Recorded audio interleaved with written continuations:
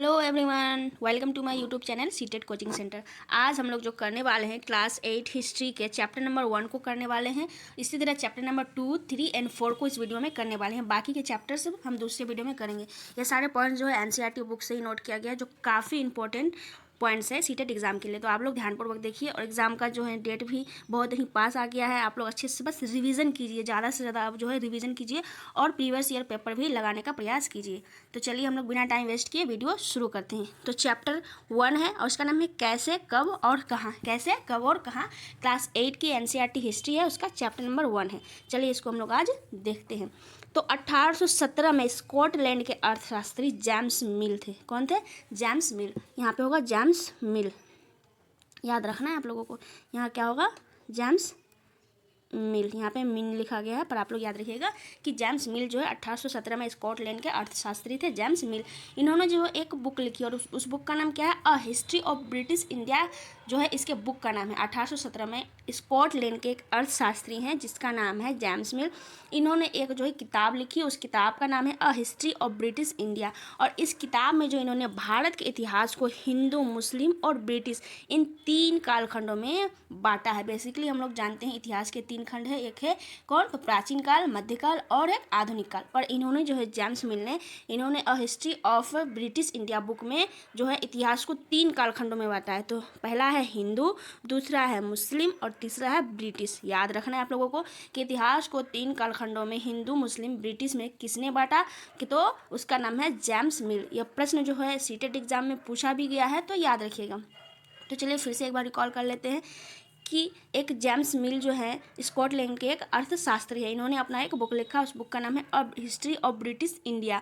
और इस किताब में इन्होंने जो है भारतीय इतिहास को 3 कालखंडों में बांटा। वो क्या क्या है? हिंदू, मुस्लिम, ब्रिटिश, इन 3 कालखंडों में बांटा। किसने? तो जेम्स मिल ने अपनी किताब a history of British India में। चलिए अब हम लोग दूसरे पॉइंट्स को देख लेते हैं। आई होप पहला पॉइंट आप लोगों को क्लियर हो गया होगा। आप लोग चैनल को सब्सक्राइब कर लीजिएगा और वीडियो अच्छी लगी हो तो लाइक भी कर दीजिए। तो चलिए, जेम्स मिल 2 प्रकार के तर्क दिए थे। जेम्स मिल का जो है 2 प्रकार का तर्क था। पहला था कि एशिया समाज की सभ्यता यूरोप से ली गई है। एशिया समाज जिसमें हम लोग निवास करते हैं, एशिया समाज की जो सभ्यता है कहाँ से ली है? यूरोप से ली गई। ये इसका जो तर्क था।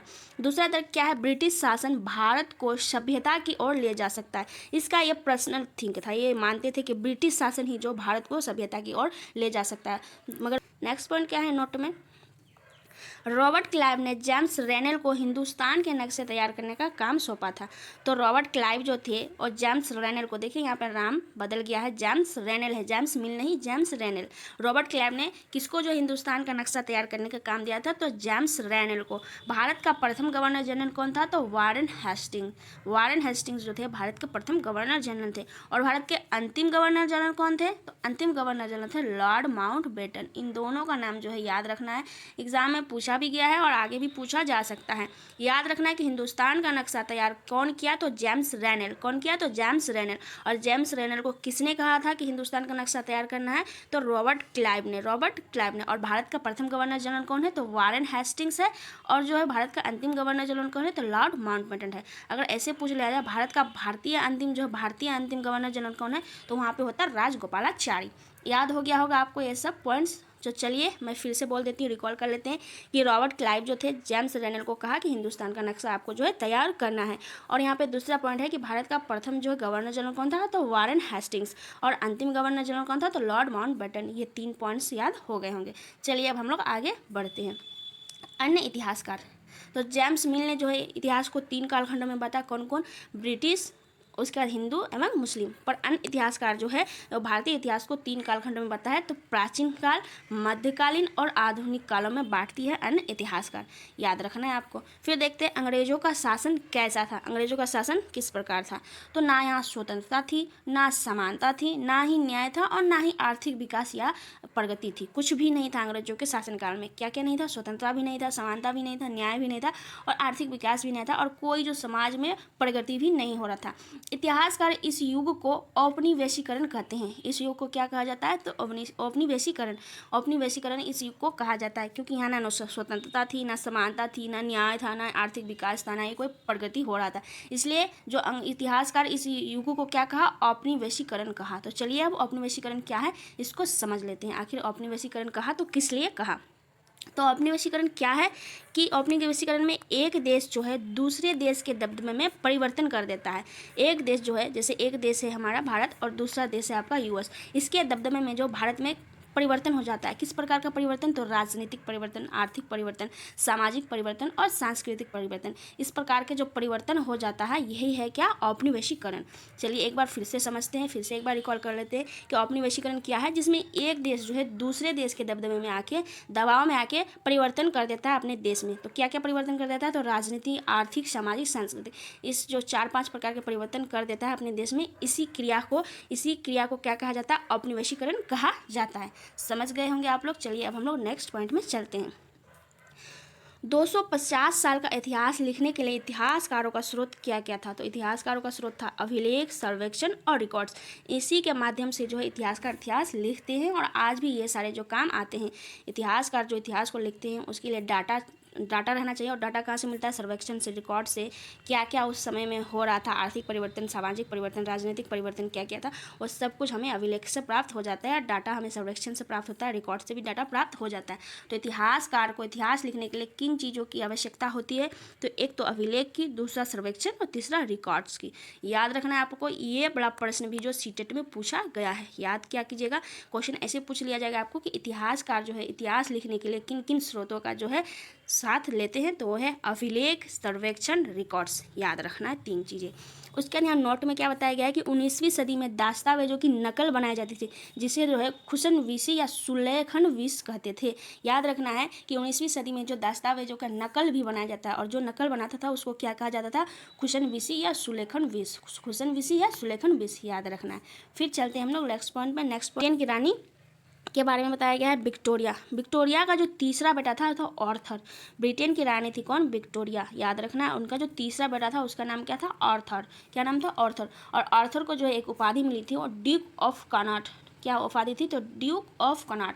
इंपॉर्टेंट है क्योंकि एनसीईआरटी में इसके बारे में जो चर्चा हुआ है। तो याद बस इतना रखना है आप लोगों को कि ब्रिटेन की रानी का नाम क्या है? विक्टोरिया। उसका तीसरा बेटा का नाम है आर्थर। और आर्थर को ही जो एक उपाधि मिली है वो कौन सी उपाधि मिली है? Duke of Connaught. तो ये उपाधि इंपॉर्टेंट हो जाता है। ड्यूक ऑफ कनॉट की उपाधि ब्रिटेन की रानी के तीसरे बेटे आर्थर को मिली है, याद रखिएगा।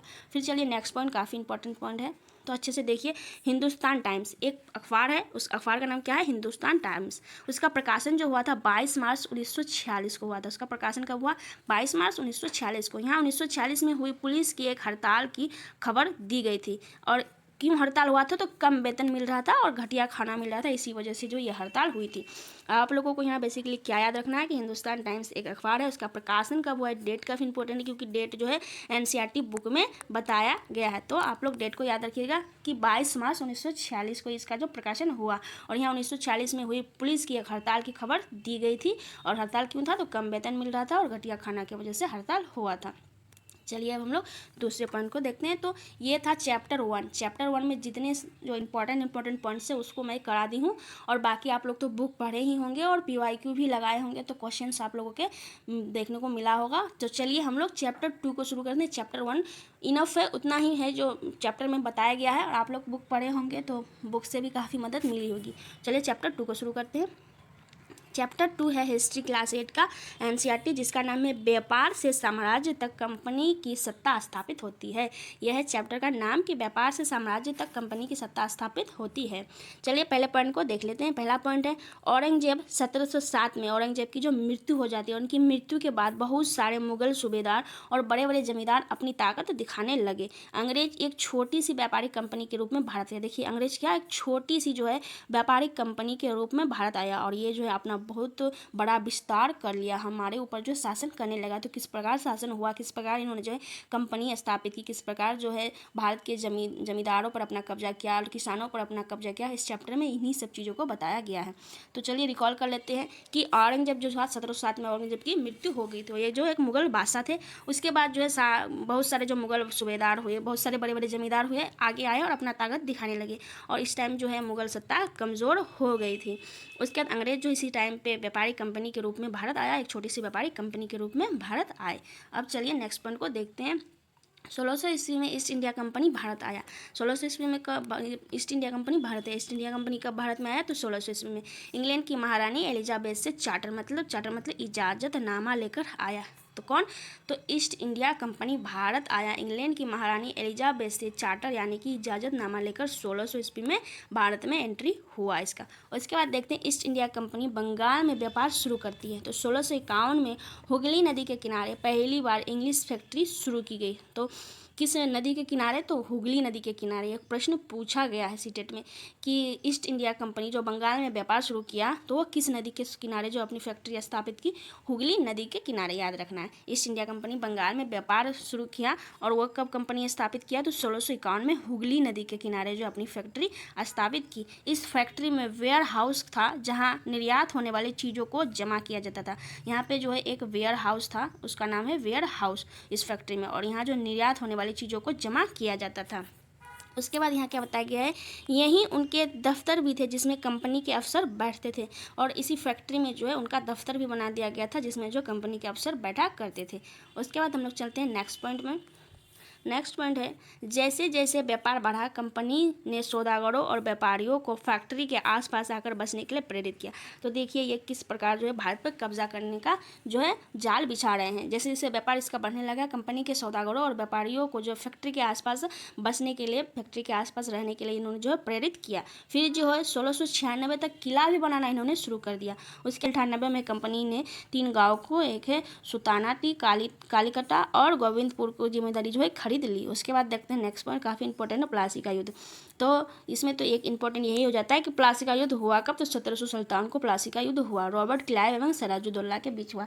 किसके किसके बीच हुआ प्लासी का युद्ध 1757 में? तो रॉबर्ट क्लाइव और सिराजुद्दौला के बीच हुआ, और यहाँ जो है सिराजुद्दौला की हार होगी सिराजुद्दौला की। तो याद रखना आप लोगों को प्लासी का युद्ध कब हुआ? तो 1757 को हुआ। रॉबर्ट क्लाइव और सिराजुद्दौला के बीच हुआ और सिराजुद्दौला की इसमें हार हो गई। तो अब पढ़ते हैं हम लोग बक्सर का युद्ध। तो बक्सर का युद्ध कब हुआ? 1764 को हुआ और मीर कासिम एवं अंग्रेज के बीच हुआ। बक्सर का युद्ध कब हुआ? 1764 में अंग्रेज और मीर कासिम के बीच हुआ। प्लासी के युद्ध में सिराजुद्दौला की मौत हो गई। इसका मौत का कारण कौन था? तो मीर जाफर इसका जो सेनापति था, इन्होंने जो गद्दारी कर दिया क्योंकि अंग्रेज इसको लालच दिया कि अगर सिराजुद्दौला हार जाता है, सिराजुद्दौला की मृत्यु हो जाती है तो आपको जो है नवाब के रूप में बनाया जाएगा। किसको? मीर जाफर को। तो मीर जाफर ही सिराजुद्दौला का जो सेनापति था, इन्होंने जो है सिराजुद्दौला के साथ जो गद्दारी की थी। तो प्लासी के युद्ध में सिराजुद्दौला की मौत होगी और वादा के अनुसार मीर जाफर को जो है नवाब बना दिया गया। फिर इसने जो कंपनी का विरोध किया, मीर जाफर ने जो कंपनी का विरोध किया तो इन्होंने मीर जाफर को हटा के मीर कासिम को नवाब बना दिया। और फिर जो है मीर कासिम ने भी जब जो विरोध किया तो बक्सर की लड़ाई में मीर कासिम को हरा दिया गया और दोबारा जो है मीर जाफर को फिर से नवाब बना दिया गया। देखिए अंग्रेज जो है एक कठपुतली चाहता था कि एक कठपुतली जो राजा रहे और मेरे इशारे में सब काम करे। तो यही है कि सिराजुद्दौला की मृत्यु के बाद मीर जाफर को बना दिया गया और मीर जाफर जब अंग्रेज का विरोध करने लगा तो मीर कासिम को बना दिया गया। फिर मीर कासिम विरोध करने लगा तो उसे हटा के जो है बक्सर की लड़ाई में हराकर उसको हटाकर फिर से मीर जाफर को ही नवाब बना दिया गया। आप लोगों को क्लियर हो गया होगा चीज़ें। चलिए फिर हम लोग चैप्टर 3 को शुरू करते हैं। क्लास 8 NCERT की है। तो चैप्टर का नाम है ग्रामीण क्षेत्र पर शासन चलाना। चैप्टर 3 का नाम क्या है? ग्रामीण क्षेत्र पर शासन चलाना। तो चलिए हम लोग चैप्टर 3 को शुरू करते हैं। 12 अगस्त 1965 को मुगल बादशाह ने ईस्ट इंडिया कंपनी को बंगाल का दीवान तैनात किया। तो डेट याद रखिए क्या? 12 अगस्त 1965 को मुगल बादशाह ने जो है ईस्ट इंडिया कंपनी को बंगाल का जो है दीवान तैनात कर दिया। 1765 से पहले कंपनी ब्रिटेन से सोने और चांदी के बदले भारत से सामान जैसे सूती और रेशमी कपड़ा खरीदती थी, परंतु क्या हुआ कि अब जो है बंगाल में जो इकट्ठा होने वाले पैसे से ही निर्यात की चीज़ें खरीदी जाने लगी। तो 1765 से पहले जो कंपनी ब्रिटेन से सोना और चांदी के बदले में भारत से सामान जैसे सूती और रेशमी कपड़ा खरीदता था, अब बंगाल में ही इकट्ठा होने वाले पैसे से उसका जो निर्यात की चीज़ें खरीदी जाने लगी। 1770 में पड़े अकाल ने बंगाल में 1 करोड़ लोगों लगभग 1/3 आबादी की मौत हो गई। तो 1770 में जो पड़ा अकाल बंगाल में, इसमें जो है 1 करोड़ लोग यानी कि लगभग 1/3 आबादी की मौत हो गई। अब चलिए कुछ जो है बंदोबस्त के बारे में जान लेते हैं। तो अस्थाई बंदोबस्त, तो इसके बारे में हम लोग पढ़ते हैं, काफ़ी इंपॉर्टेंट है। अस्थाई बंदोबस्त कब आई? तो 1793 में अस्थाई बंदोबस्त आया। अस्थाई बंदोबस्त मतलब क्या होता है? राजा या जमींदार किसानों से लगान वसूल कर कंपनी को देता था। राजा या फिर जमींदार जो है किसानों से क्या करता था? टैक्स वसूल करता था और टैक्स वसूल करके जो कंपनी को देता था। यही काम जो है अस्थाई बंदोबस्त कहलाया। और ये जो है चार्ल्स कॉर्नवालिस द्वारा लाया गया था। अस्थाई बंदोबस्त किसके द्वारा लाया गया था? इंपॉर्टेंट है, नाम याद रखिएगा, चार्ल्स कॉर्नवालिस के द्वारा लाया गया था। और यहाँ जो बंगाल, बिहार, उड़ीसा, बनारस और उत्तरी कर्नाटक में यह जो लागू किया गया था। चलिए हम लोग फिर से रिकॉल कर लेते हैं कि अस्थाई बंदोबस्त क्या है। कि अस्थाई बंदोबस्त में ये कोई राजा है और राजा जो है किसान से टैक्स वसूल करेगा और टैक्स वसूल करके कहाँ देगा? तो कंपनी को देगा। टैक्स वसूल करके कंपनी को देगा। यही क्रिया जो है अस्थाई बंदोबस्त है कि ये राजा या जमींदार जो है किसानों से टैक्स वसूलेगा और टैक्स वसूल के जो है कंपनी को देगा। तो यही क्या है? अस्थाई बंदोबस्त है। और यह 1793 में चार्ल्स कॉर्नवालिस द्वारा लाया गया था और बंगाल, बिहार, उड़ीसा, बनारस, उत्तरी कर्नाटक में यह लागू किया गया था। अब चलिए हम लोग महालवाड़ी बंदोबस्त को देखते हैं। तो महालवाड़ी बंदोबस्त क्या है, इसको समझ लेते हैं। महालवाड़ी बंदोबस्त बंगाल प्रेसिडेंसी के उत्तर पश्चिम प्रांत के हॉल्ट मैकेंजी नामक अंग्रेज ने, किसने? हॉल्ट मैकेंजी ने इसे तैयार किया था। 1822 में यह लागू हो गया। तो महालवाड़ी बंदोबस्त किसने तैयार किया? तो हॉल्ट मैकेंजी, और 1822 में यह लागू हो गया। इसमें क्या होता था? इसमें क्या होता था कि इसमें जो होता था, इसमें गांव के 1/3 खेत, यानी कि गांव का जो 1/3 खेत है, अनुमानित राजस्व को जोड़कर हर गांव या ग्राम समूह को महाल से वसूल होने वाला राजस्व का हिसाब लगाया जाता था। तो चलिए हम लोग इसको फिर से समझते हैं कि महालवाड़ी बंदोबस्त है क्या। तो महालवाड़ी बंदोबस्त जो 1822 में लागू हुआ, बंगाल के प्रेसिडेंसी के उत्तरी पश्चिमी प्रांत के लिए हॉल्ट मैकेंजी नामक अंग्रेज ने इसको जो है तैयार किया था। इसमें क्या होता था कि इसमें जो है गांव के 1/1 खेत के अनुमानित राजस्व को जोड़कर हर गांव या ग्राम समूह से वसूल होने वाला राजस्व का हिसाब लगाया जाता था। राजस्व अस्थायी रूप से तय नहीं होता था, समय समय पर जो है इसमें संशोधन होता था। राजस्व इकट्ठा करने का काम अब मुखिया को दे दिया गया था। पहले जो जमींदार इसको इकट्ठा करते थे, अब जमींदार के बदले कौन इकट्ठा करेगा? तो मुखिया। महालवाड़ी व्यवस्था को आप लोग समझ गए होंगे। और ये राजस्व जो है अस्थायी रूप से तय नहीं था, इसे समय समय पर जो संशोधन इसमें होते रहता था। और राजस्व इकट्ठा करने का काम अब किसको दे दिया गया? मुखिया को दे दिया गया और जमींदार को हटा दिया गया। अब चलते हैं रैयतवाड़ी व्यवस्था। रैयतवाड़ी व्यवस्था को मुनरो व्यवस्था के नाम से भी जाना जाता है। तो रैयतवाड़ी व्यवस्था क्या है? इस व्यवस्था की शुरुआत कैप्टन अलेक्जेंडर रीड ने किया था, लेकिन इसका विकास जो है टॉमस जो है मुनरो ने किया। इस व्यवस्था की शुरुआत जो किसने किया? कैप्टन अलेक्जेंडर रीड ने किया, पर इसका जो विकास हुआ कौन किया?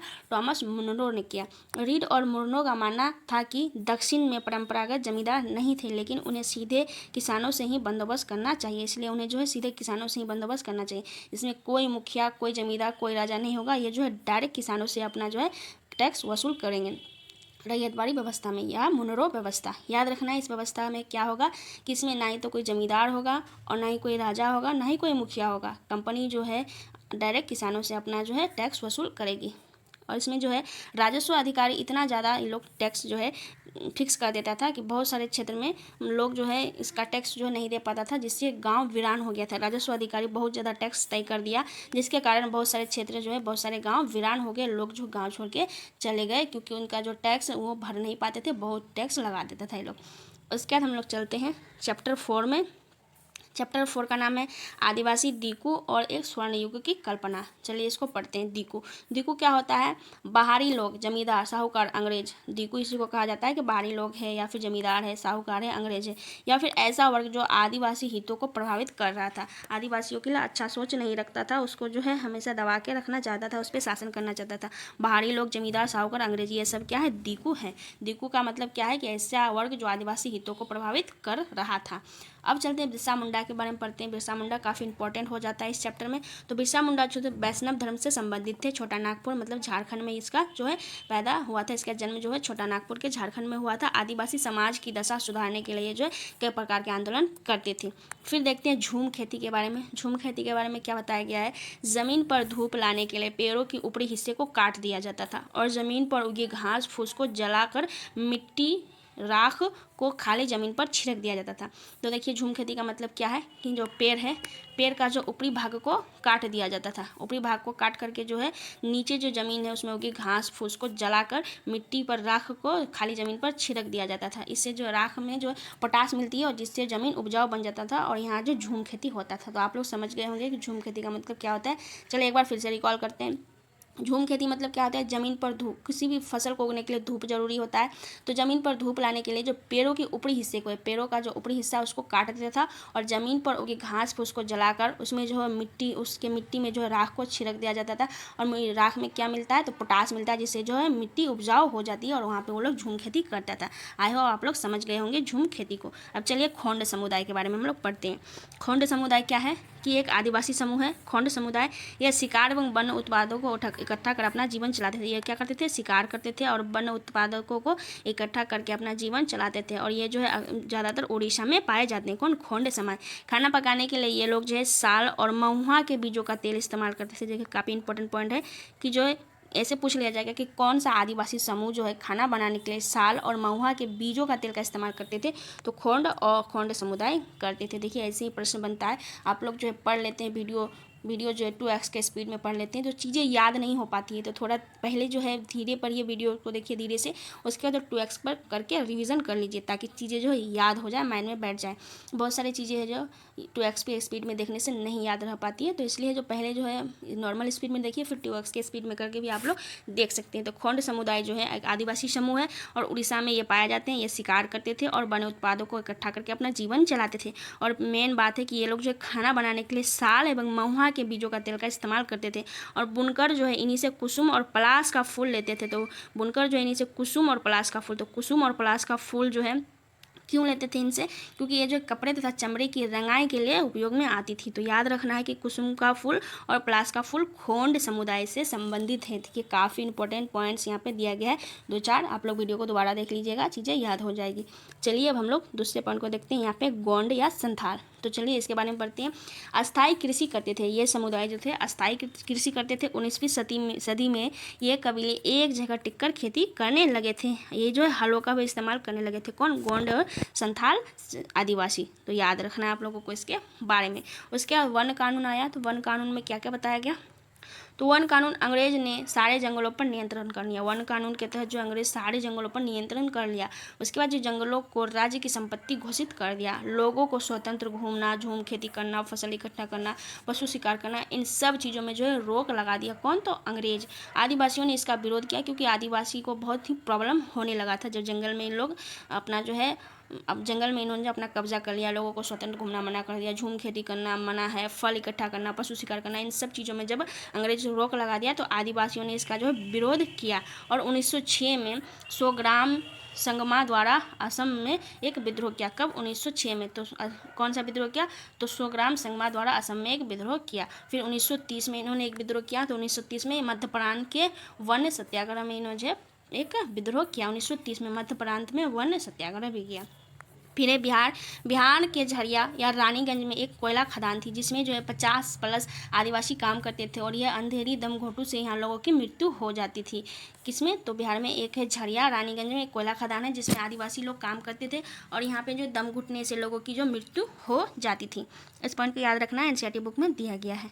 तो एक नोट है, मध्य भारत में जो है बस्तर विद्रोह हुआ 1910 में। फिर महाराष्ट्र में वर्ली विद्रोह हुआ 1940 में। इसका भी उल्लेख जो है एनसीईआरटी बुक में किया गया है, इसलिए इस पॉइंट को याद रखिए कि मध्य भारत में बस्तर विद्रोह हुआ 1910 में और महाराष्ट्र में वर्ली विद्रोह हुआ 1940 में। और सफ़ेद रंग का जो झंडा बिरसा राज्य का प्रतीक था। बिरसा मुंडा का जो प्रतीक था वो क्या था, सफ़ेद झंडा। याद रखना है कि सफ़ेद झंडा बिरसा राज्य का प्रतीक था। उसके बाद असम में जो है 19वीं सदी में चाय बागान की शुरुआत हुई और झारखंड में है जो कोयला खदान की शुरुआत हुई। फिर एक नोट दिया गया है इसमें कि 1831 से 32 तक कोल आदिवासी विद्रोह हुआ और 1855 में संथाल विद्रोह हुआ। ये सारे डेट को याद कर लीजिएगा, काफ़ी इंपॉर्टेंट है। चलिए वीडियो अगर अच्छी लगी होगी तो आप लोग लाइक कर दीजिएगा वीडियो को, चैनल को सब्सक्राइब कर दीजिएगा और वीडियो जो अपने दोस्तों तक शेयर कर दिया कीजिए ताकि उनको भी मदद मिले। एग्जाम में काफ़ी टाइम नहीं है, बहुत कम समय बचा हुआ है, तो आप लोग जो है चीज़ें रिविज़न कीजिए, PYQ लगाइए और ज़्यादा से ज़्यादा जो है याद करने का प्रयास कीजिए कि चीज़ें जो है याद हो जाए। जो सब आप लोग पढ़ लिए वही सब वीडियो को दोबारा देखिए। तो चलिए मिलते हैं नेक्स्ट वीडियो में। धन्यवाद।